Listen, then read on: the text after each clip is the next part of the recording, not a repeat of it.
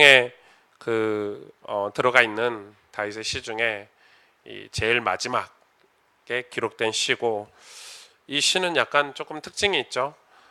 히브리어로 이렇게 보니까 이 21절까지 히브리어 알파벳을 따서 시를 지었습니다. 그러니까 우리 이 가나다라 가장 아름다운 나를 위하여 이렇게 이런 식으로 ABC 다음에 A, B, C, D 철자 앞을 따서 히브리어 히브리어 알파벳을 따서 21절까지 이렇게 노래를 만든 거죠. 다윗이. 다윗의 마지막 시이고 마지막 고백이죠. 다윗의 마지막 성경에 기록된 그런 고백이 시편 145편입니다. 제가 좋아하는 찬송, 저희가 많이 부르는 찬송 중에 하나가 이 가사를 땄죠. 왕이신 나의 하나님, 이렇게 고백한 시이기도 하고, 이 145편으로 진짜 많은 사람들이 이 찬송을 이렇게 짓기도 했습니다. 저는 개인적으로 이렇게 이 CCM 우리 복음성가를 부를 때 이 시편을 가지고 부르는 찬양들이 제일 좋더라고요. 그만큼 고백이 있고 중심이 있는 그런 찬양이기도 합니다. 오늘 이 145편을 사실 강의하면 좋은데 특별한 강의 내용은 없습니다. 왜냐하면 이 다윗의 인생이 담긴 모든 고백들을 이 안에 다 담았습니다. 다윗이 왕이신 나의 하나님을 담았고, 내가 영원히 주의 이름을 송축하겠다, 위대하신 하나님을 찬양하겠다, 주께서 행하신 큰 일을 선포하겠다, 영광스러운 위엄과 주의 기이한 일들을 내가 작은 소리로 읊조리겠다, 이런 식으로 다윗의 신앙의 결단과 고백들을 한 절 한 절 다 담은 게 오늘 145편입니다. 우리 인생의 마지막에 이런 고백들을 이렇게 시 한 편으로 남겨놓는 것도 우리 자녀들과 우리 후손들을 위해서 참 좋지 않겠나, 이렇게 생각이 드는 그런 145편입니다. 여러분, 이번 주는 참 바쁘죠. 말씀 사경회도 하고 또 금요 예배도 드리고 내일 바이블 스쿨도 하고 또 주일 예배도 드려서 거의 매일 보다시피 하는데, 저는 말씀 사경회 끝나고 이 대구도 다녀왔고 지방도 다녀왔고 또 교회 예배 처소 옮기는 거에 대해서 또 마무리 작업도 지금 하고 있는 그런 상황인데요. 여러 가지 바쁜 여름 스케줄들 정리하는 그런 시간들을 좀 가지고 있는데, 아마 이번 주 좀 지나서 여유가 좀 생길 것 같아요. 여유가 생기면 저도 좀 개인적인 시간을 가지고 하나님 앞에 또 말씀을 정리하고 또 새롭게 설교해야 될 창세기를 좀 정리할 수 있는 그런 시간들을 좀 가지려고 저는 개인적으로 시간을 좀 가져야 되겠다, 이런 생각들을 좀 하고 있습니다. 그러면서 오늘 이 145편 시편을 묵상하고 준비하는데 참 우리가 신앙생활을 다 하고 나서 우리가 이런 내가 만난 하나님이 어떤 하나님일까? 이 다윗은 21절까지 21가지의 표현을 가지고 하나님, 자기가 만난 하나님, 자기가 말씀을 통해서 경험한 하나님, 자기가 살아오면서 하나님께 받은 그 은혜의 하나님, 이런 하나님을 다 정리를 하나하나 했더라고요. 이걸 알파벳 순으로, 이렇게 히브리 알파벳 순으로 정리를 다 한 거예요. 이 히브리어 이 원어를 보니까 참 더 깊이가 있고 은혜가 있고, 제가 구약을 설교하면서 히브리어를 조금 정리를 해서 창세기 강의할 때 여러분하고 좀 은혜를 나누겠지만은 참 다윗이 만난 하나님, 다윗이 경험한 하나님, 다윗이 섬겼던 하나님이 어떤 하나님인지를 정리한 그런 시편입니다. 여러분은 지금 어떤 하나님을 경험하고 만나고 계십니까? 우리는 사실 하나님에 대해서 굉장히 그 제한을 많이 두죠. 내가 생각하는 하나님이 이런 하나님이 하고 평생 그 하나님을 벗어나지 못하고 이렇게 살 때가 많습니다. 그렇죠. 근데 다윗은 어디서 태어났죠? 다윗의 고향이 어디죠? 베들레헴이죠. 다윗은 베들레헴이라는 작은 시골에 이렇게 태어났습니다. 그리고 평생 어렸을 때 거기서 양치기를 하면서 살았습니다. 그러니까 아주 평범한 시골 소년이었죠. 근데 그의 아버지를 통해서 이세, 또 누군가가 다윗에게 뭘 가르쳐 줬냐면 모세오경, 성경을 이렇게 손에 가르쳐 줬습니다. 여러분, 그 당시는 성경이 모세오경밖에 없었으니까요. 그래서 이 모세오경 창세기로부터 시작되는 이 하나님 말씀 성경을 다윗이 전해 듣고 놀랍게 하나님 은혜로 다윗이 어렸을 때 하나님에 대해서 알기 시작을 했죠.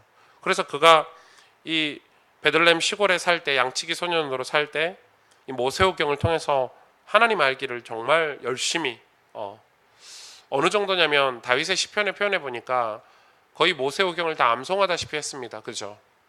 왜냐하면 늘 묵상하고 싶으니까, 늘 그 하나님 말씀을 가지고 은혜를 받고 싶으니까, 지금처럼 이런 성경이 없고 핸드폰이 없는 시대에 전해 들은 말씀, 이 모세오경의 말씀, 뭐 확실히는 모르겠어요. 어떻게 전해 들었는지, 그가 어떻게 성경을 읽었는지. 그러나 확실한 것은 그가 모세오경을 통해서 하나님을 알았고 만났고, 그래서 이 다윗 시를 보면은 여러분 알겠지만 전부 다 한 내용입니다. 하나님에 대한 의지와 사랑, 그걸로 가득 찼습니다. 이 다윗 시의 특징이죠. 하나님에 대해서 완전한 의지. 어떤 의지죠? 내 의지입니다. 내가 하나님만을 찬양하겠다. 내가 어떤 상황과 환경이 와도 하나님만 노래하겠다. 내가 우리 하나님만 높이겠다. 내가 하나님만 섬기겠다. 이런 내용들과, 그리고 하나님에 대한 사랑의 고백들이 이 시편 안에 정말 많이 있죠. 그래서 오늘 이 145편을 여러분 읽어보시고 묵상해 보시면 알겠지만은, 이 다윗이 이런 하나님에 대한 그 자기 평생에 자기를 인도하시고 자기를 이끄셨던 하나님에 대해서 이 아름다운 고백을 하고 있는 그런 시가 오늘 145편입니다. 제일 먼저 1절에 이렇게 시작을 하고 있죠. 왕이신 나의 하나님. 이게 다윗의 신앙 사실 전부라고 볼 수 있죠. 왕이신 나의 하나님. 다윗이 왕이었는데, 임금이었는데 왕이신 나의 하나님, 이렇게 고백을 하고 있습니다. 좀 어려운 얘기지만 지금 우리나라의 어떤 이 교회의 모습을 이렇게 천천히 살펴보면 전부 그런 건 아니지만 참 신실하고 참 하나님을 높이고 하나님을 경외하는 이 교회와 목회자들이 많지만, 그렇지 않은 것도 참 많습니다. 제가 그분이 살아계실 때 그분의 설교를 굉장히 즐겨 들었었는데, 이 목사님이 이 생을 마감을 하셨어요, 스스로. 그러니까 뭐 우리로 말하면 자살을 하신 거죠. 뭐 그럴 수 있죠. 뭐 그거는 모르니까, 그 상황이나 환경을 잘 모르니까. 되게 유명하셨어요. 되게 유명하셨고, 미국에서 목회를 시작해서 그 정말 많은 부흥을 이루고, 그리고 한국에 오셔서 엄청난 센세이션을 일으켰어요. 제가 이렇게 말씀을 들을 때 이렇게 설교를 잘하나 할 정도로 그분인데, 이분이 일단 돌아가셨어요. 2012년, 13년? 기억이 잘 안 나는데, 놀라운 거는 그 교회 목회자가 아직도 없어요. 돌아가신 분의 설교를 계속해서 반복해서, 저는 그거 문제 있다고 생각해요. 그건 하나님 살아계심을 믿지 않는 거죠. 그건 옳지 않아요. 아주 바람직하지 않죠. 그거에 대해서 어떻게 이 평가를 이렇게 많은 신학자들의 의견이 있는데, 그건 정말 좋지 않은 거예요. 옳지 않죠. 왜 그러냐면, 저는 많은 교회들이, 목사님들이 하나님을 우리가 정말 주인 삼고 하나님을 우리의 왕으로, 창조주 아버지로 지식적으로는 알고 있죠. 전능하시고 하나님만이 영광을 받으시고 하나님만 높임을 받으시고, 근데 그게 진짜 실상에서는 잘 안 되는 거예요. 저도 마찬가지죠. 저도 목사니까, 목사고 늘 이렇게 강단에 서고 목회를 하니까 그게 얼마나 어렵다는 걸 알아요. 그래서 시간을 내서 하나님 앞에 무릎 꿇고 주님은 나의 주님이시라고, 주님은 나의 왕이시라고 하는 시간을 꼭 가져야 되는 거예요. 그게 율법이라도 그런 시간을 장치를 해서라도 가져야 되는 거예요. 그게 안 가지는 순간 우리 인간이 얼마나 연약하고 이 영적인 사단이 얼마나 우리를 공격하냐. 여러분, 이 마귀가 예수님부터 그렇게 공격했지 않습니까? 이 세상을 다 너에게 주겠다, 천하 만국을 다 너에게 주겠다. 예수님을 그걸로, 인간인 예수님을 그걸로 유혹을 했습니다. 여러분, 그렇다면 여러분은 안 그렇습니까? 우리는 살아가면서 그런 게 없습니까? 왕이신 나의 하나님. 이 다윗이 평생 임금으로 살고 훌륭한 왕으로 살았지만, 하나님이 다윗을 훈련하시고 그의 인생의 여정에 수많은 실수와 시행착오와 인생의 그런 수많은 사건들, 문제들을 통해서 하나님은 사실은 그 사건이 별로 관심이 없으셨을 겁니다. 하나님은 다윗이 지었던 그 죄에 그렇게 관심이 없으셨을 거예요. 왜냐하면 하나님은 다윗을 어떤 믿음의 사람으로 만들길 원하셨냐면 하나님을 왕으로 모시는, 왜냐하면 그 하나님을 왕으로 주인으로 예배하고 경배하는 사람을 통해서 하나님이 이 복음의 일을 맡기시고 복음이 언약의 일을 맡기시고 복음 전파 일을 맡기신다는 것입니다. 제가 내일 다루겠지만, 내일 바이블 스쿨 때 다루겠지만, 이 하나님의 음성 듣는 게 한동안 한국교회 히트를 쳤죠. 그죠? 뭐 하나님의 음성. 저도 이 묵상에 관심이 많은 사람이라 그런 큐티집이라든지 큐티에 관련된 책들, 뭐 하나님의 음성 듣기, 묵상 이런 책들을 굉장히 많이 사서 이 전도사 때, 왜냐면 청소년 사역을 하면 그게 중요하니까 진짜 많이 읽고 봤거든요.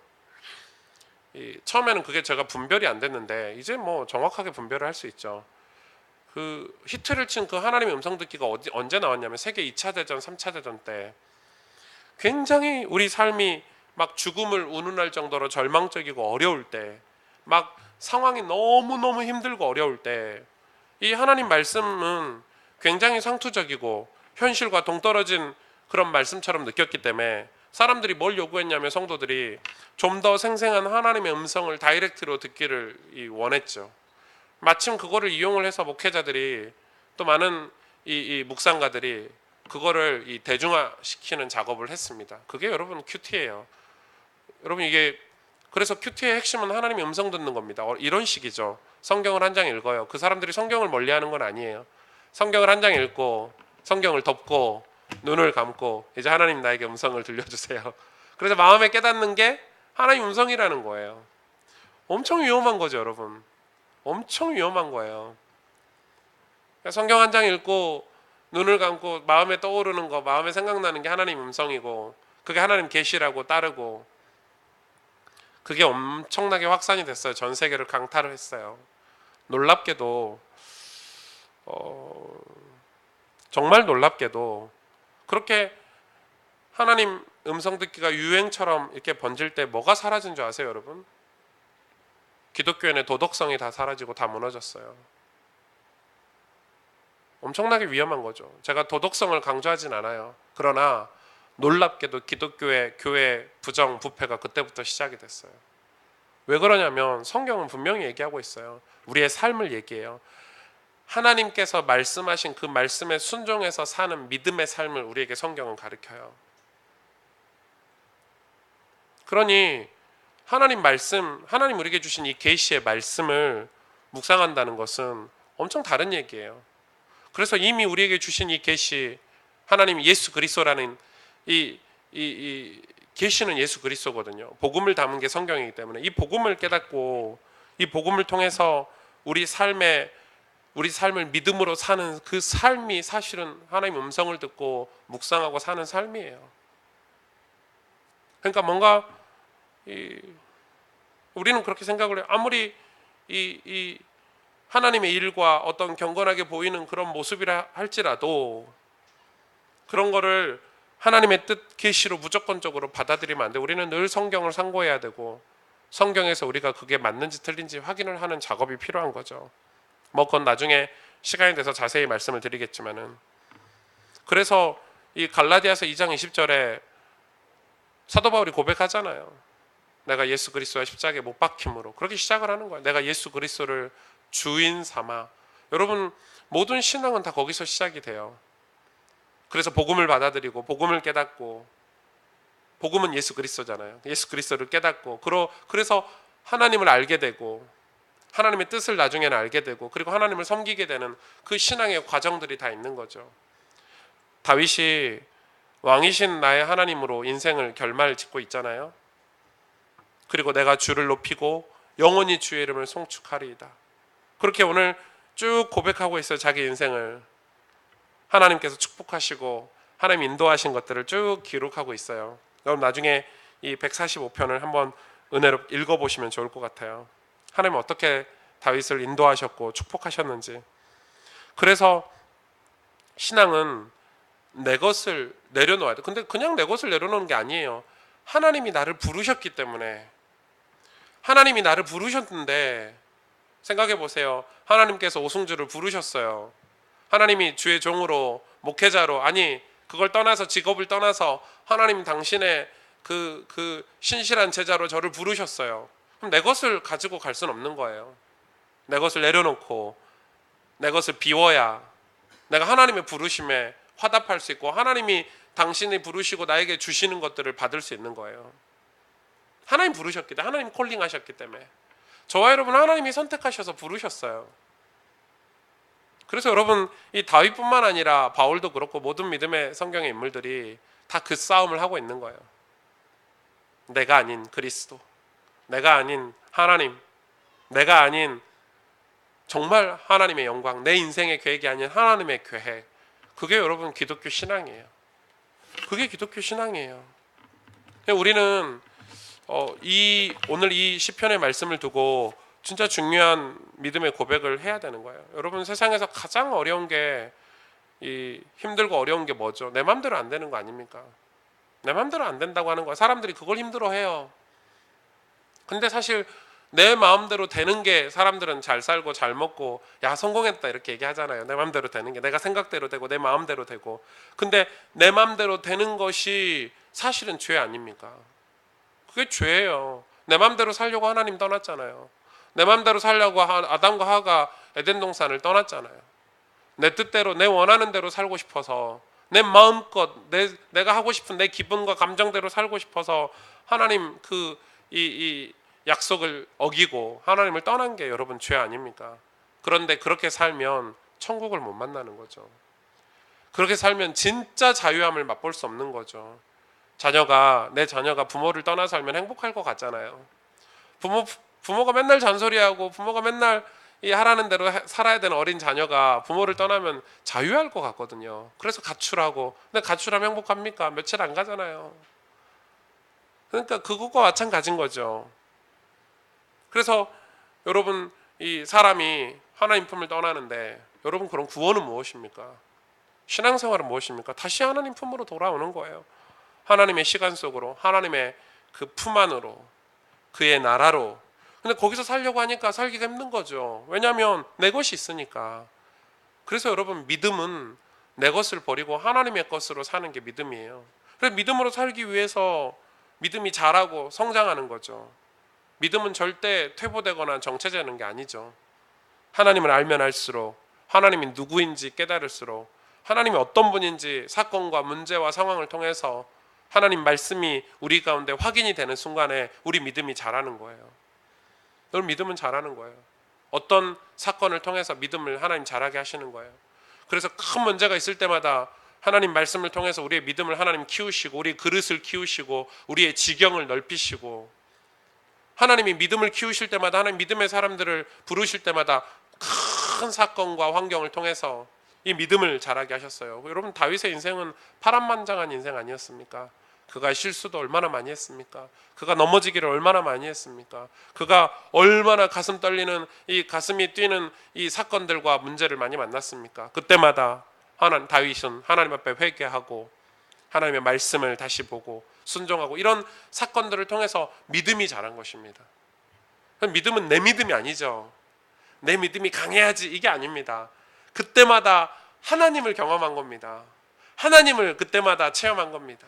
하나님이 어떤 분이라는 걸 그때마다 하나님의 도우심의 손길들을 알고 나서 나중에는 믿음이 내 믿음이 아니라 내 노력과 내 종교심이 아니라 하나님을 알고 나니까 믿음은 자연스럽게 커지는 거죠. 나중에는 이 압살롬이 이 다윗을 배반했을 때 다윗은 꼼짝도 하지 않았습니다. 이 정도쯤이야.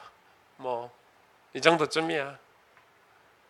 왜냐하면 하나님을 이제 알았습니다. 완전 신뢰했죠. 완전 신뢰했습니다. 압살롬을 죽일까요? 내비둬라. 왜요? 하나님의 뜻이 있을 수 있지 않냐. 하나님의 계획이 무엇인지 모르는데 우리가 섣불리 움직이면 되겠냐. 그게 다윗의 믿음이 된 것입니다. 저도 마찬가지겠죠. 저도 교회를 이제 개척해서 이제 5년 차에 접어들었는데 앞으로 얼마나 많은 일들이 펼쳐지고 일들이 생길까요? 그러나 저의 관심은 하나님 말씀이고 하나님의 뜻이 하나님의 소원인 영혼을 살리고 생명을 살리는 일이라면 수많은 문제가 와도 지나가고 또 지나가고 또 지나가고, 그래서 내 인생의 마지막에, 제 인생의 마지막에 왕이신 나의 하나님을 송축합니다. 주님, 나와 함께 하셔서 감사합니다. 여호와는 위대하시고 크게 찬양할 것이고. 여러분, 그게 우리 인생에 마무리할 때 가장 큰 복이 아닐까요? 그렇죠? 어떻게 살았냐는 사실 중요하지 않은 것 같습니다. 내가 왕으로 살았냐, 뭐 사장으로 살았냐, 뭐 아르바이트생으로 살았냐, 뭐 선생님으로 살았냐, 그거를 하나님이 그렇게 생각하시지는 않을 것 같아요. 제 생각에. 네가 나를 얼마나 사랑했냐, 네가 나의 말씀을, 나의 말을 얼마나 순종했냐, 하나님 보실 때 그것으로 우리의 인생을 평가하지 않으실까. 인생은 지나가죠. 시간도 흐르고 세월도 이렇게 흘러가요, 여러분. 이 사람이 오래 살았냐 짧게 살았냐 별로 중요하진 않은 것 같아요. 제 주변에 하도 목사다 보니까 하도 장례식을 많이 가잖아요. 뭐 한 달에 한 번씩은 있는 것 같아요. 뭐 지인이든 뭐든 한 달에 한 번씩은. 이 장례식 가보면 다르잖아요. 느끼는 게 다르죠. 근데 어떤 장례식에 가면 배우는 게 있어요. 아, 참 감사하다, 은혜롭다. 그런 어떤 장례식에 가면 참 마음이 아프고 속상하고. 여러분, 그래서 신앙은 어떻게 되죠? 끝나는 거예요. 신앙은 이 신앙생활은 우리 인생의 모든 것을 다 확인시켜 주는 거예요. 그래서 다음 주에 말씀을 나누겠지만 146편에 이렇게 얘기하고 있어요. 우리의 호흡이 끊어지면 흙으로 돌아가서 그날에 그의 생각이 소멸하리로다. 야곱의 하나님을 자기의 도움으로 삼으며 여호와 자기 하나님에게 자기 소망을 두는 자는 복이 있도다. 그러면서 하는 얘기예요. 귀인들을 의지하지 말며 도울 힘이 없는 인생을 의지하지 말지어다. 왜요? 그의 호흡이 끊어지면 다 흙으로 돌아가는데 그런 인생을 왜 의지하냐? 하나님을 의지하고 살아라. 이렇게 얘기하고 있어요.